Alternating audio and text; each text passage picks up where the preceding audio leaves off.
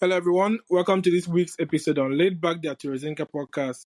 And our topic for this week is reaching financial independence. And our guest for this week is Dr. Ndubuisi Andy Egwim. Dr. Egwim is a doctor, entrepreneur, investor, and founder of Moneywise Doctor. So, Moneywise Doctor provides financial advice and wisdom to medical professionals. Hello, Dr. Egwim. Welcome to the show. Yeah, thank you for having me, Dr. Rinze. We finally got here. Thank you. Finally, after all the back and forth. But Yeah, thanks for inviting me. yeah. So normally, I normally start by asking the audience. I know you have your own podcast, but I'm going to ask you anyway. Is this your first time on another podcast? No, I've done quite a few. Yeah.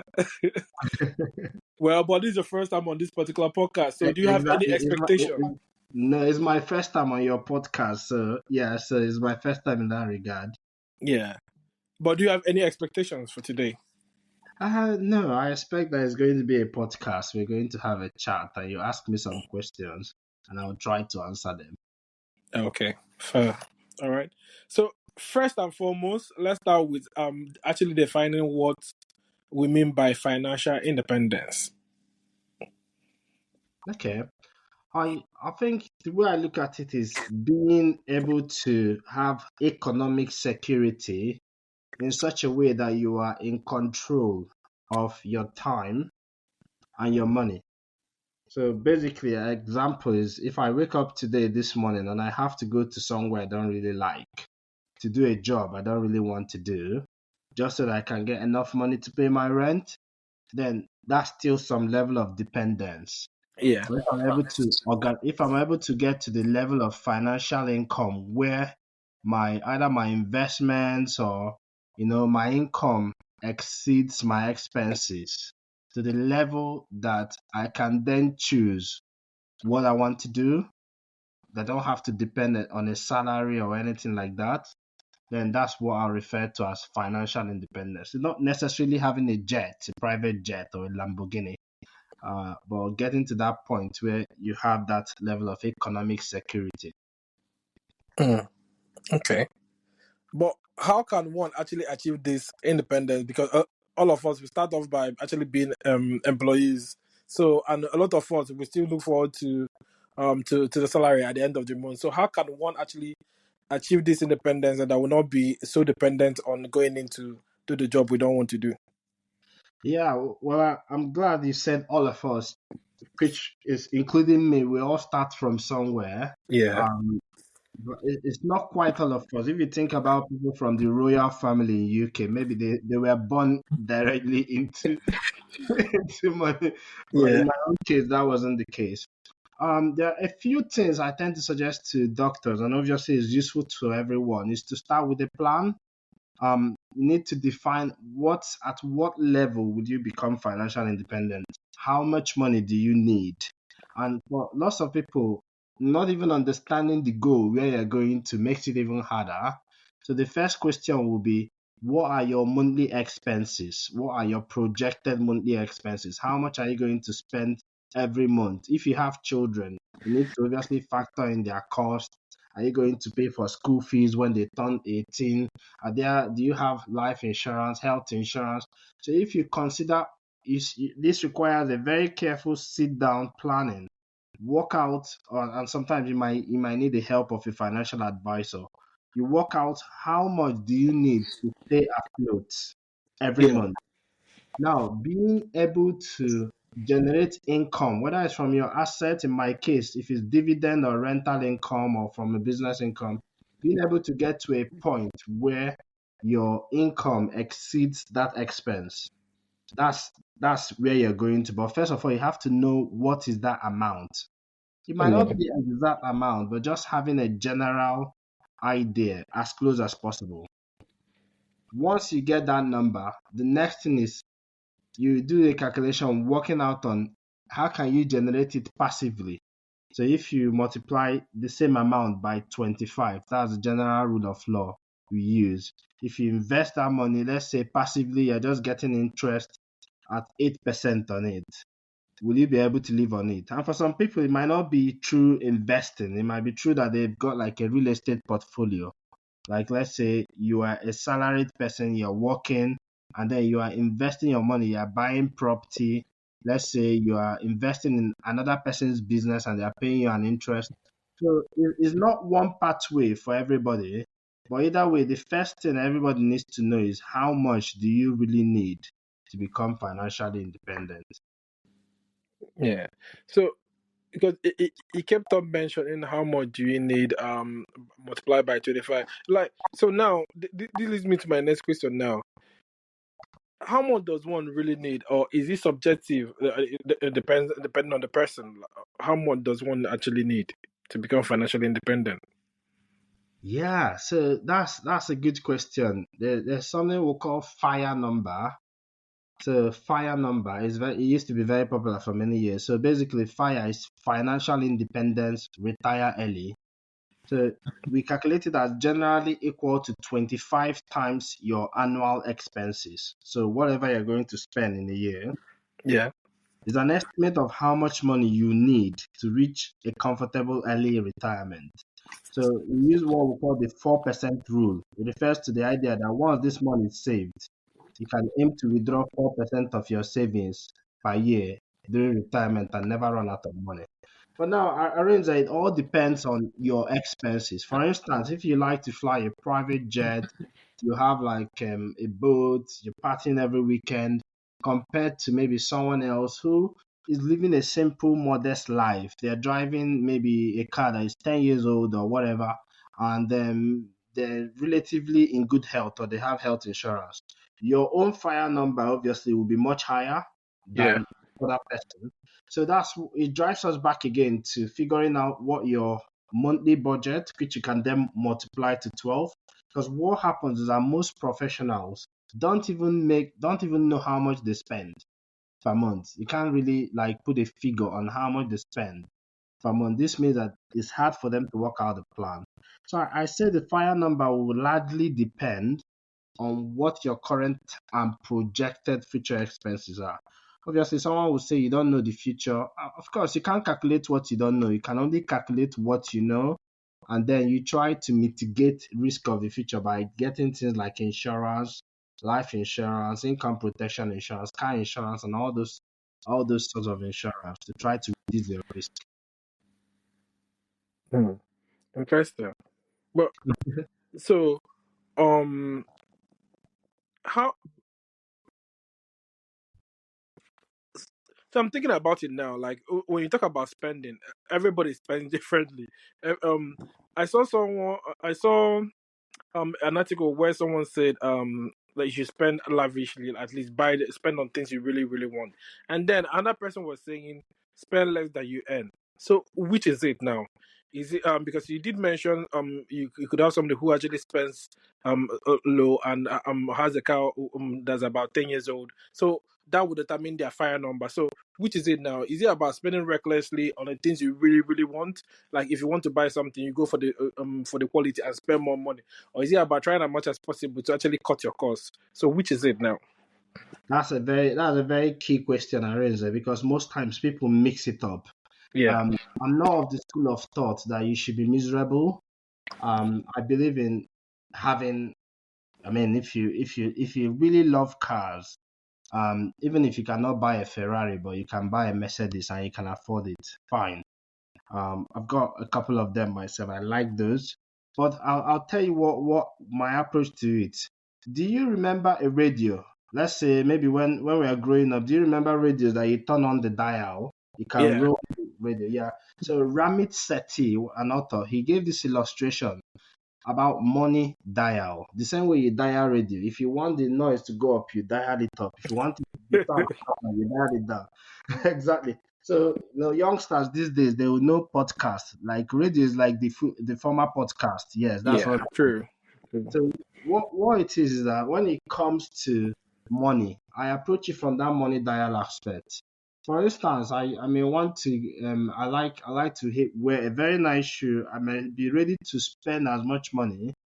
I would say as is reasonable. Obviously, if you're earning 2,000, I don't expect you to spend 2,000 on a shoe. But let's say you are willing to spend more money on something you are very interested in, as long as you ruthlessly cut down on other things.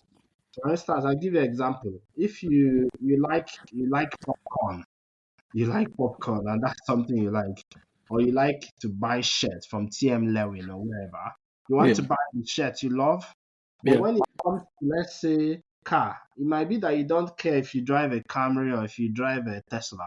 So going to buy a Tesla just to impress your neighbor is a problem. Another example is, let's say for someone like me, I have an unlimited budget for books and also for some type of travel. But I don't care about phones. I don't use an iPhone. I bought iPhone for my wife. I bought iPhone for people. But I use my Samsung and I'm very happy with it. You understand? So Yeah. I wouldn't spend a dime in that area. So that's dialing. So that's not to be confused with being financially wise in your expenses. For instance, I'll say to a doctor, rather than trying to budget and save so much, don't do the number thing. How much do I spend on this, counting this and that? First of all, what you should do is to pay yourself first. So before money comes into your hands, as it's coming in, 20%, 15 to 20%, I say 20% to most doctors or PhDs like you. You spend a lot of time in school before you started working. So you need time to catch up. So I say Yeah. take 20% of that money as it's coming into your hands. It should be going direct, separate, Yeah. into a savings account that is only for investing or saving. Once that money is gone out, you have 80%. You can then walk around that 80%. Now you'll be surprised the quality of your life is not going to go down just because of that 20%. But what that 20% does is that it now gives you money that you can start investing. In my case, it was investing in stock market from when I was 19. So that gives you money that if somebody comes up with a business opportunity, not a random crypto one thing or the other. Let's say someone is setting up a business, you've looked at it, you analyzed it, it's somebody you trust, you think maybe I can be a partner in this business, or maybe it's property.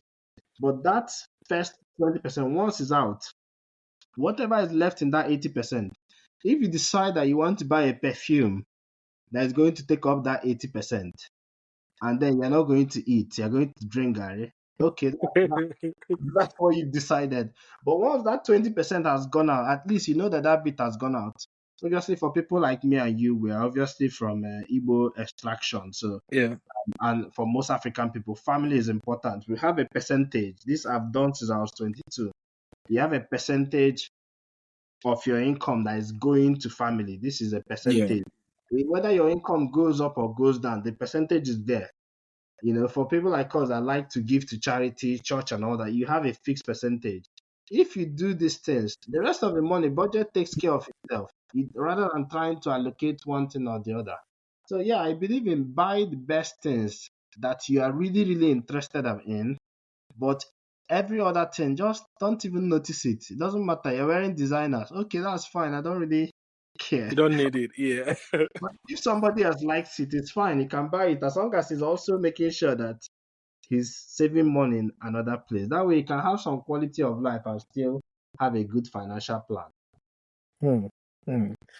That's a good way to actually look at it. From using the radio to actually explain it, because, like you said, it's possible that cars are your own thing. Then you can actually spend money on cars if that's what you really, really like. That's what you like and passionate about. Because, like you mentioned, I read that book, Richest Man in Babylon. I think that's Yeah, the first place I saw that thing about actually uh, being yourself first before you actually yeah, do anything else.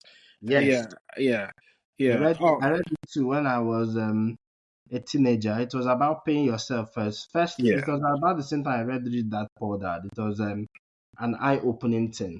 yeah. You know, the funny thing is sometimes people have not even asked themselves, what do you really like? You can imagine like something like coffee. Some people is coffee, some people is chocolate. Some people they just want to be able to where they live, the area they live. They are very interested. They don't mind living in the most expensive area of the country, maybe in an area of London or maybe in Lekki, wherever it is that they live. But they might not mind not having a car. You understand? Okay, they So just want to be. They just want to be there with the rich ones. that is what matters to them. I've seen people Yeah. starting businesses and they go to Harley Street. Harley Street is a place where some of the best medical practices in London are.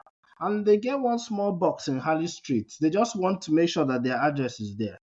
And then that might give them some advantages, but that's what's important to them. Obviously, this is Yeah. not personal expense now, it's business expense. But if you relate it back to your personal expense, you might not need to buy one expensive perfume if you're not too interested in perfume like that, just because somebody's buying it. But maybe your own expense might be that you really like a very good, high quality Apple computer. Whenever there's a new, MacBook, that's what you want.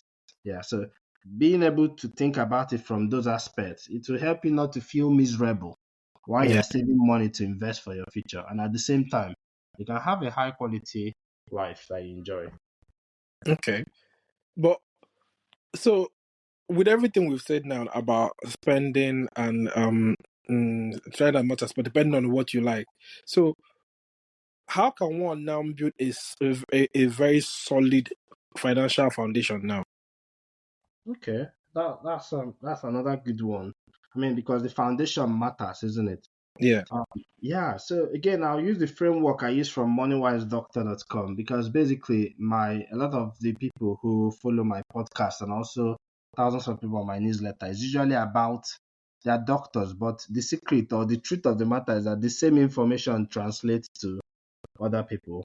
And if you look at it from the foundation bit, we all come from different backgrounds. For some people, they meet a foundation that is already half built. They finish the house. For some other people, you come and there's just land. Then You even need to buy the land to start with. yeah, some people there's a land, there's a hole inside the land. You need to fill the hole, and then for other people, you need to buy the land. So it's first of all understanding where you are. Yeah. So let's assume that you've bought the land and you're about to build. The first thing is you want to first deal with things that can cause problem, like debt. If you're already in a high interest debt, let's say, for instance, you're using credit cards or you borrowed money from the bank and it's not a business loan, this is a personal loan, and the Yeah. interest rate is so high, you want to start first of all by working out a plan to pay those ones down. Because I sometimes see people claiming they're investing, they are doing this, they are doing that, and they have a debt that's costing them 15% or 20%, 30%. I'm thinking, so that means that for you to make money on that investment, you need to make at least 30% and above. But if Yeah. you pay down your debt already, that's already one way to make an immediate return. That's number one. Number two, again, before even starting to think about investing, is to set up an emergency fund. What's an emergency fund? It's just basically once you've calculated your costs, your living costs. Remember that living costs were mentioned at the beginning, knowing how much it costs you per month. Yeah. Once you calculated how much it costs you per month, then saving at least 3 to 6 months worth of it. In my case, I'm a doctor, but I don't hold a salary job.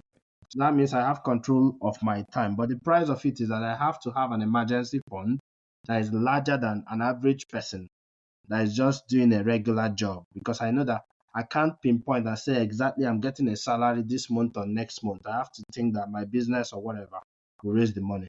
But if you have a job already, I'll say at least 3 months, if possible, 6 months.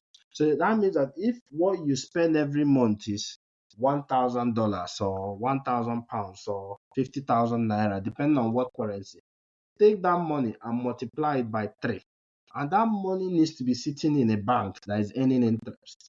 Yeah. Even if it's the lowest interest or the highest interest, the most important is that whenever you need the money can be made available.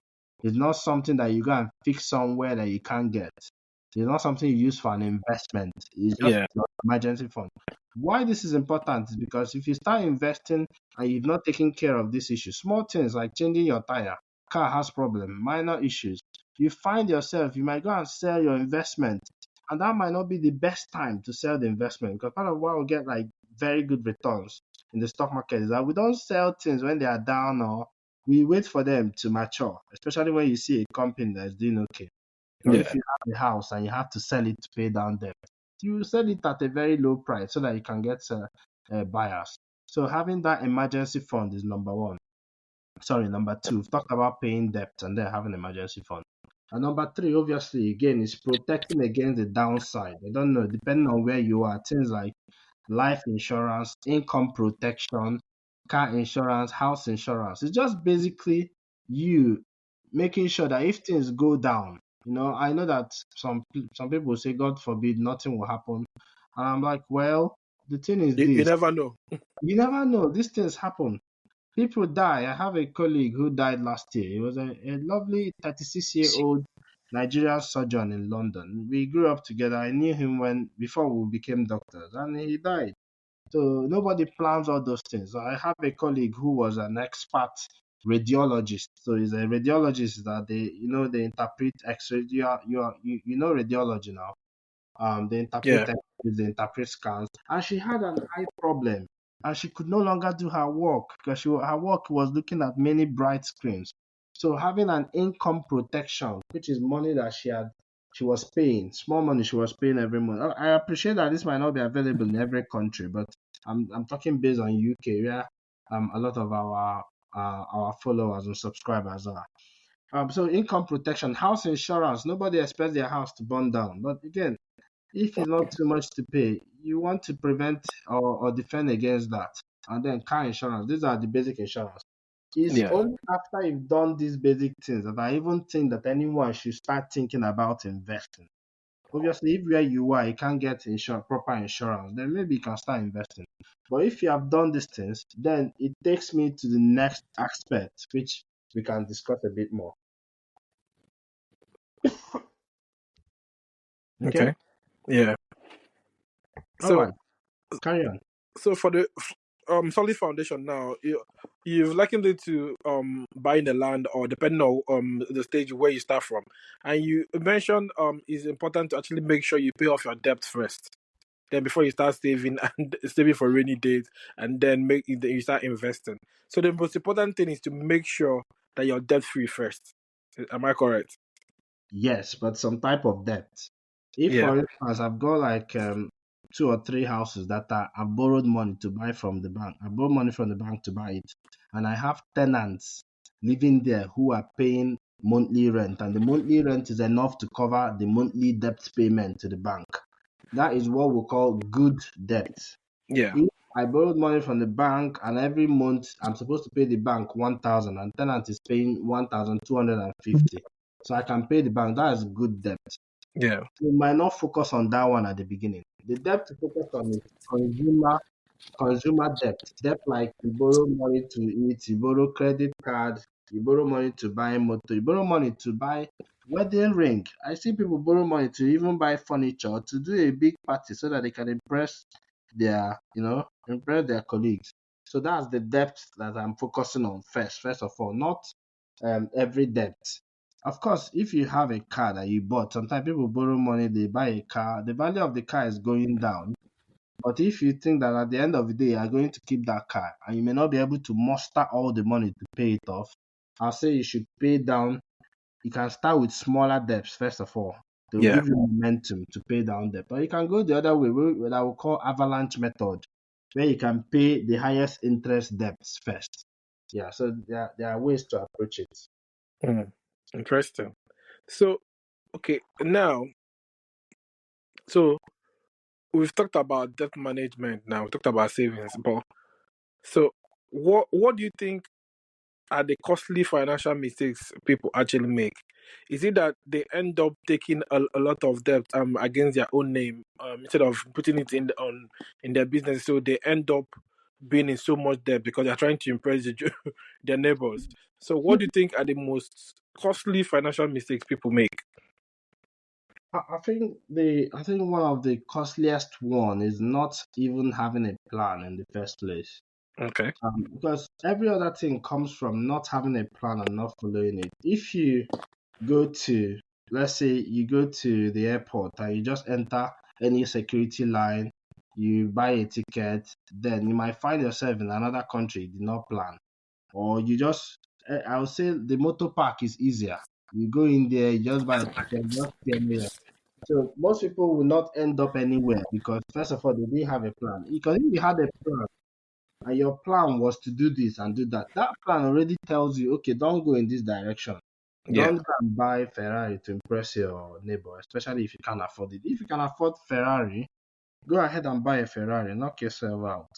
Yeah. So the first one, not having a plan. And for doctors and healthcare professionals, some of the challenges is assuming that, well, things will work out somehow. There's nothing works out somehow. You've got to have a plan. Like, where do I want to be in terms of my income expenses? I'm investing. When do I want to start work or stop working? When do I want to retire? Do I want to retire early? So having a plan is the first one. Obviously, after that, the second one is taking on high interest debt. Most people are thinking of debt. They're only thinking about it in terms of how much they can pay. They're not thinking about the percentage of income. So that's the second costly financial mistake, because some people spend all their life paying back or returning. If you live in a place like UK or US, obviously, if you have a poor debt management, what you can do is that it can affect your credit score so that you're not even able to get a loan, for instance, when you want to buy your house. And even there are even people that are like landlords that before they rent their house to you, they want to see your credit score to make sure that you're a responsible person with Yeah. money. Yeah. So these are some of the challenges. So first of all, we looked at costly mistake, not having a plan, not realizing that you are the one that is in charge. You are the one that is actually driving your financial future, not your uncle. There's not going to be any manna falling from heaven. There might be, but it's good that when the manna falls, it might be that it's better that you already have something already, and then the manna comes. Then two, debt. Number three is investment. A lot of times people go for investment, but they don't really understand how investment works. You've read Richest Man in Babylon. I'm sure you've read some other books. Me, starting from my early 20s, late teens, reading all those books like Read That, Poor Dad, and Benjamin Graham, The Intelligent Investor, and starting to learn how to, you know, analyze companies, to think about investing. I don't know if you know, I was in Berkshire Hathaway conference, Yeah. shareholders meeting, Warren Buffett's company, and In this is Omaha. in Omaha, and this Oh is what wow. yeah, I was there last weekend, and this is what a lot of the discussion was about: analyzing companies, making an intelligent assumption, and then investing, not just putting money in one crypto or one share or one land and hoping that things will work all right.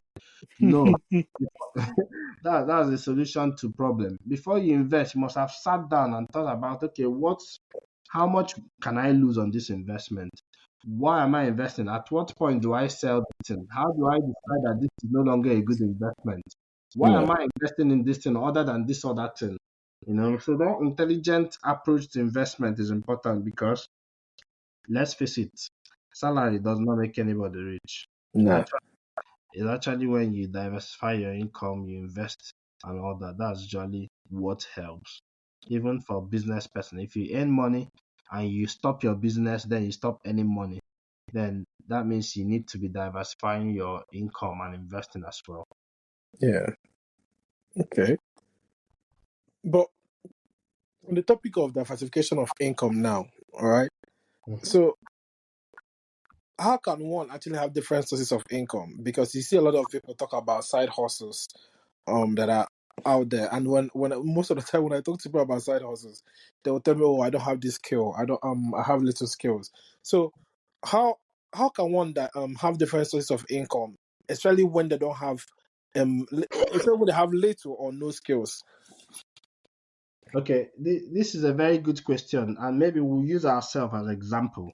Yeah, Okay, so podcasts. How do you get skill for podcasting, Arinze? You have a podcast. How did you start? Did you go to school for podcasting, or what did you do? you just started.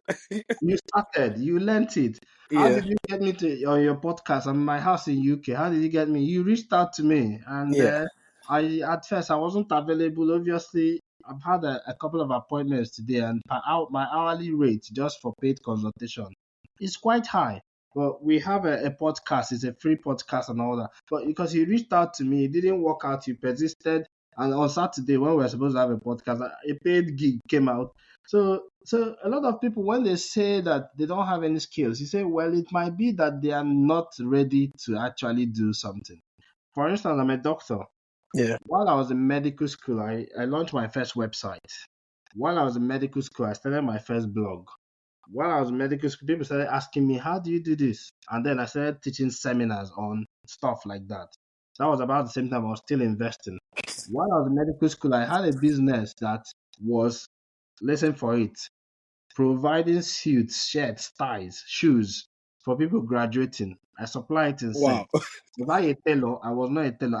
I didn't want to be broke anymore, you understand? So I had to be creating income.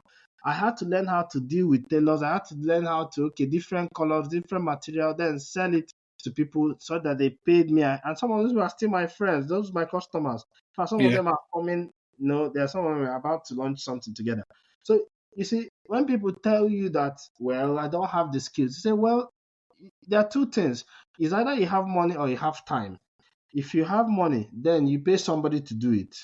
If you Mm-hmm. have time, then you use that time to learn the To learn. skill. Because Yeah. people underestimate the value of their time. Like me and you now, it's very difficult. Like trying to get me for 1 hour, I'm calculating, okay, I have this, I need to go for a run, and then I have like a meeting, a call, and this is on a day that I'm not even doing any clinical work. Imagine that I was working as a clinician in a clinic or hospital. That day, you're not even able to reach me. But you have somebody who is a 17, 18, maybe 20, 21. They finish school, they don't have a job yet. Yeah, you have time. These days, you can learn everything online. You can learn a lot online.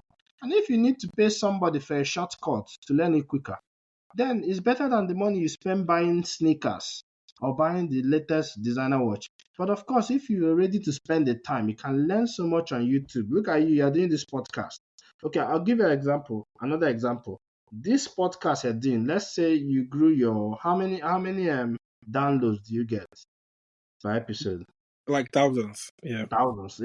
You get to the point where somebody trying to reach your target market. For instance, let's say I've got a blog, moneywisedoctor.com, and someone trying to reach my target market, maybe accountant or financial advisor, and they might be willing to even pay you a fee to advertise in your podcast.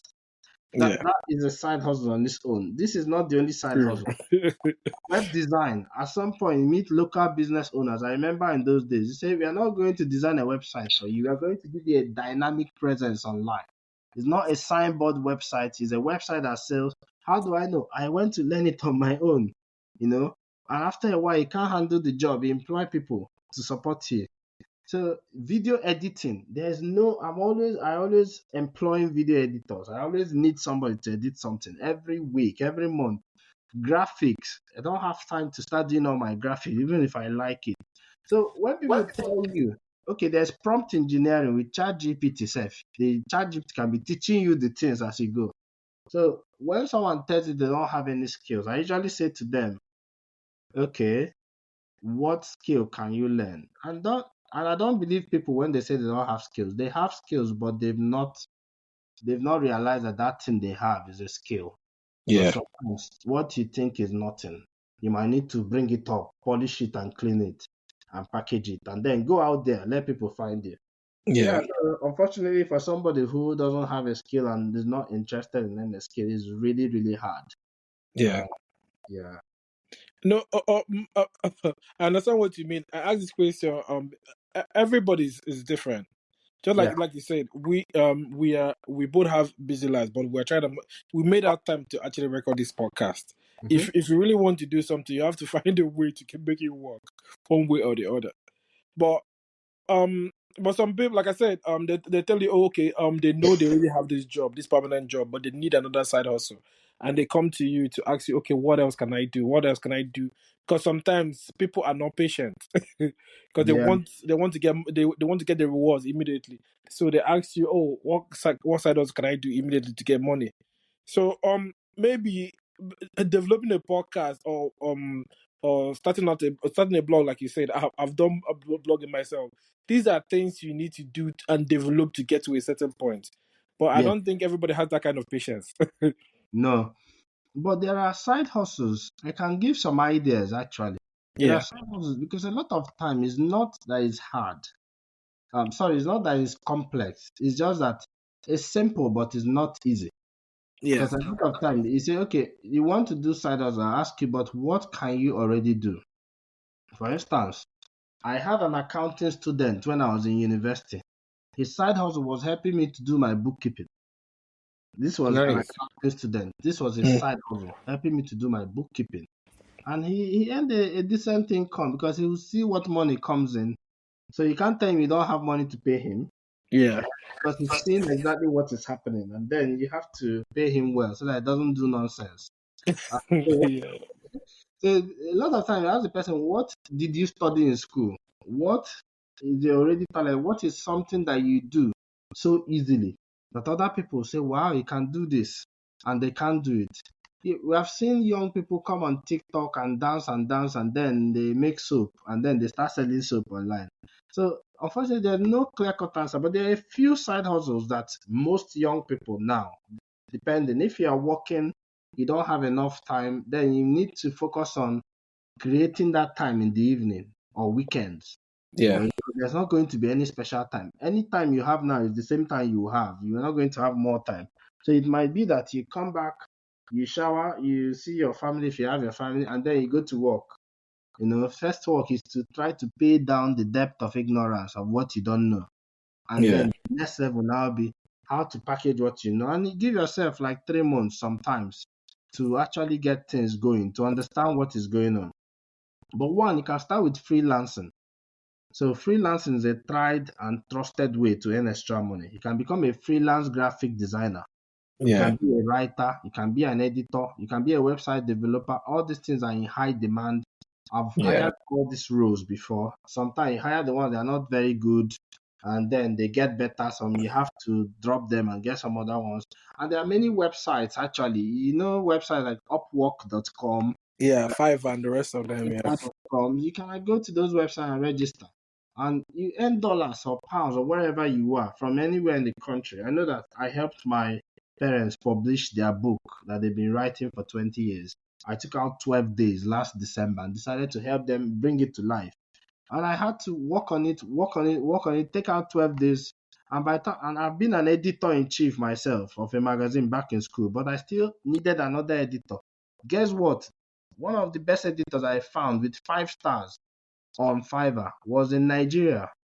And on Fiverr, there are people from US, UK, different places. And she did a fantastic work and turned it back to me within Mm. good time and charged me some good money, which is fine. But Yeah. you can't come and slip into the person's LinkedIn. You have to go to Fiverr so we can see your 5 stars. See Yeah. if you have done it, because sometimes I've hired people, they will now turn out doing something really, sub quality. But Yeah. when you go out there, then you have the opportunity to get better and get better. So freelancing is one way to start. Even simple things. Okay, let's go offline now. If I was desperate, what can I do? Pet sitting. If you have a place where lots of people are animal lovers, or maybe you can handle dogs. Some people don't want to go out and there's nobody to look after their pets. So if you take care of their dogs or their cat or whatever, I don't know, maybe some people keep lions, and you charge them. You charge them for that period. You can do it for many people. Print out flyers, go online, go to your Facebook marketplace, your community, say this is what I do. Even babysitting. Sometimes I want to go out with my wife. I've got a toddler.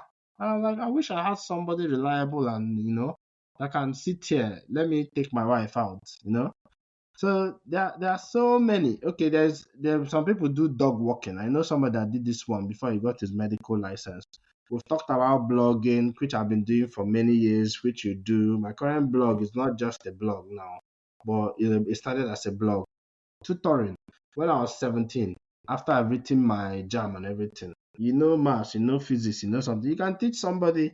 There might be somebody that their parents, they have the money, you package it, you don't need to talk too much. Approach them, look at my jam score, look at my essay, I can help your child though. Then they pay Yeah. you, you know.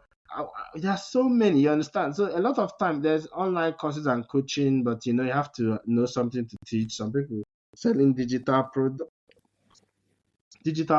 social media content creation. But all these ones are even like when you start getting some money and some time, because the money will not come in at the same time. So there are so many options of side hustle, but we all have to start from somewhere. Yeah. Start Yeah. from somewhere. Mm. Yeah. Okay. But let me take you back now to what you because you talked about your um the event you had over the weekend in Omaha. So like what do you think about invested in cryptocurrency and stock that a lot of people do not know, they don't really know much about the companies, but they know, oh, for example, you hear somebody telling you, oh, everybody's talking about Tesla or Moderna or Apple, and they just invest in those companies. So what do you think about those kind of investments? Yeah, I mean, there's investment and there's gambling. Yeah. It's it's similar, but it's important to know the difference. I don't have anything against cryptocurrency as long as you understand that it's not quite an investment, it's a bet. My approach to it is I might have the bulk of my investment in the stock market, maybe have some in property because I understand stock market and I've been in stock market for a while. And then I'll take 5 to 10% of available investable assets. That's money that I have free. And I can decide to buy Bitcoin. And this is what I did many years ago. I buy Bitcoin or Ethereum. And for some people, might chase around different coins and all that, dodgy coins and all that. But if you decide to say, okay, 5 to 10%, let's call it 10%. If that 10% doubles, or if that 10% goes times 10, then that means that the rest of your money you had has doubled. Yeah. If you take 10% and invest it and it goes times 10, because if it doesn't go times 10, then what are we doing? There's no need to even be taking that risk. Because Yeah. anytime you do a more risky investment, you need to be demanding a better return. So if I take like 10% and invest it and it goes times 10, good. I've doubled my assets. If it goes to zero, it's okay. I won't starve. I won't become homeless and I won't be going into debt because I've just allocated the asset carefully. I've given it 10%. What some people do is that they will do it the other way around. They will take 10%, 90% of their asset and invest it on a whim, on one random thing. They hear that it's moving or they hear that it's going to go up. No, no, no. The only thing that is going to go up is your frustration when the thing. Unfortunately, that's the case. It comes the same like we heard about MMM, different things, and we've seen these things come again and go, and people don't learn. Looking for an investment, you don't even know. Okay, what do they do? What do they make? How are they going to make your money back? If you invest in a company like Facebook, you can read their company account, you can read their 10K, what we call 10K. You can read their financials. You will see how they are making money. How much did they make from Facebook adverts? How much did they make from different sources, Instagram and all that stuff? And then you say, okay, it's a profitable company. How much do they have in debt? What is their plan for the future? Who is sitting on the board of directors? But unfortunately, for some people, they don't even need this information. They just need to hear that, oh, this thing is going to go up. And the most funny one is coming now that is early before it crashes. That is just funny because nobody knows when anything is going to crash. Yeah, True. so that's the way I look at investment. When you want to make investment, think of it like you're buying a farm or you're buying a business. If you're buying a farm or you want to buy a business, and it's going to be the only business you buy in your life. That's Yeah. one thing I learned from Warren Buffett. You want to sit down and think about it carefully, get more details, ask questions. If you don't understand it, then you wouldn't be investing. I don't invest in what I don't understand. Yeah. Okay. But is it possible for one to go from being bankrupt? Because we've already talked about how people start at different levels depending on their social background and family background. So, do you think one can go from bankruptcy to financial independence? Absolutely. And I've seen that happen. I've seen that happen with people. So basically, when you go bankrupt, what you do is that you are declaring that it's all over. Then normally it depends what went bankrupt. Is it your personal bankruptcy or your business bankruptcy? So that's what depends. But if it's your personal bankruptcy, obviously it's going to affect your credit rating. Yeah. And in places like US, UK, they use credit rating, so it can affect your credit rating. You might not be able to borrow money, or even if you're borrowing money, you borrow it at very poor rates. But after some years, usually those things get removed. After some years, if you have been faithful with your financials. So yeah, people bounce back from bankruptcy. People bounce back from financial disasters, and they can still recover. But usually, obviously, it requires a new way of thinking and a new approach to money. Because if not, going back to the same behaviors that led to the bankruptcy might also mean that it's just a matter of time. Yeah, And it then will occur again. yeah, Yeah, we've had people win lottery, win millions of dollars and go bankrupt. Hmm. Okay. But we've been talking about financial independence now. So how can one know, okay, now I've reached financial independence and now I need to retire? Because retirement, we have to think about retirement here now. So how can you tell yourself, say, oh, now I think I've reached I reached financial independence. Now it's time for me to retire. Okay, I think it takes us back to where we started, what I call the fire number. Yeah. And that fire number, some people say is nonsense, some people say, well, it's useful. But I usually say, in the absence of any better explanation, we tend to all go with what we call the fire number. So the fire number, depending on where you live, is we use what we call the rule of 25. So rule of 25, I explain it to you. Say Yeah. that you need to save 25 times your annual expenses to retire. Doesn't mean that you have to be saving it one by one in a bank account. But basically say you need to have 25 times your annual expenses. So what this means, Arinza, is that if your monthly expense is 1,000, so your annual expense is 12,000.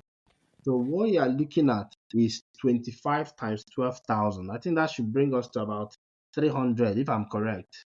Yeah. That should be 25 by 12. I don't know how good my math is. Yeah, that should bring it to 300,000. So for somebody whose expense is that low, their fire number is 300,000. That's the amount they need to retire. Now, if your expense is higher, obviously, if you are getting like 6,000, you multiply it by 12, it gives you 72,000. Yeah. So multiply that by 25, it gives you 1.8 million. That's Yeah. your fire number. So a lot of it depends on what your expense is. Yeah. People think about income. Income is important, but your expense is actually what is dictating it. Yeah. If you are Yeah. living in a small village in, let's say Malaysia or wherever, you have a small village you're living and you don't spending that much. You just like you're riding your bicycle or like some people do here. That means your expenses might be less. If you have a drug problem, in addition to that, your expense goes up. Yeah. But if you're living in a big city like New York or London and you're also living large and all that, the expenses is higher. So it's telling yourself the truth about where you are and what you need. Now, the first number is 25. That's 25 times. The second number is what we call the 4% rule. So what that 4% rule means is that the 4% rule says that retirees, those that have retired, can withdraw 4% of their savings in the first year and then adjust for inflation in future years if necessary and not run out of money in retirement. So it's assuming that you're going to be retired for a 30-year period, maybe longer, but let's say you retire for 30-year period. So if you plan to retire earlier than that, it may not work for you. But do you know what happens when Mm. you are no longer doing a day-to-day job? You suddenly have some more extra time to then go out and look for other things. For instance, if you've retired from doing a regular salary job, you are more in an opportunity. For instance, I'll give you an example. For the last 6, 7 weeks, I've not been in. For the last 6, 7 weeks, I've not been in a GP surgery. For the last 2 years, I've not been holding a salary job. That means that if an opportunity like this comes up, you want me on your podcast, we can talk. And maybe it turns out that some other person wants me to do something that they pay heavily for. I'm available. So I think that 25 times is the minimum, but people should not look at it like it gets you to a point where you don't have to do any work at all again. It just Yeah. means that you no longer have to do what you don't want to do. You can focus on doing things that you really want to do rather than what you have to do to survive. Does that Yeah. make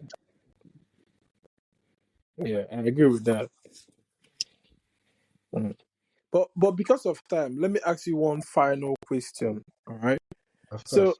assuming you meet a 30-year-old guy out there and he tells you, okay, I've invested £1,000 into cryptocurrency, different types of cryptocurrency, diversified my portfolio.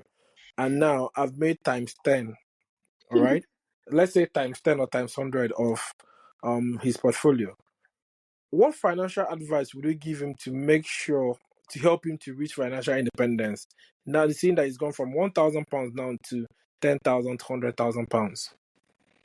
So the person is now in 100,000, right? Yeah. Do they have any other asset elsewhere, or is this all they have? This 100,000. This is the only thing they have because they started from scratch. They actually gambled and stumbled upon crypto, and now they have a coin that's done times 100, and now they have £100,000. Good.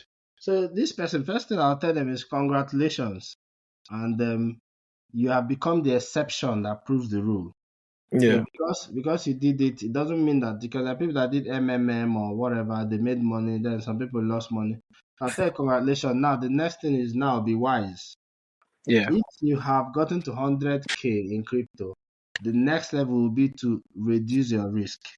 That will be de-risk the situation. You can decide to take off 90% of that thing off crypto and say, okay, I'm just going to leave this 10% because I'm a true believer. Or if you really, really believe, like some of us, we are holding Bitcoin is not because it's going to double or triple, maybe it doubles or triple, but I'm thinking, I don't want to be losing out. I don't know what will happen in that space. So I just want to put one toe inside there. But in that case, yeah, exactly. We call it heartbreak insurance. So you want to make sure that yeah, you're not heartbroken if it's quadruples. You say, I wish I knew. I knew when they were buying it. Yeah, yeah. it's not ideal, but sometimes you do things like to balance things. So this person, I would say, you have 100K. Now, don't be smart about it. You can decide to leave 10% there, which is obviously 10% of 100K is 10,000, which is far more than what you started with.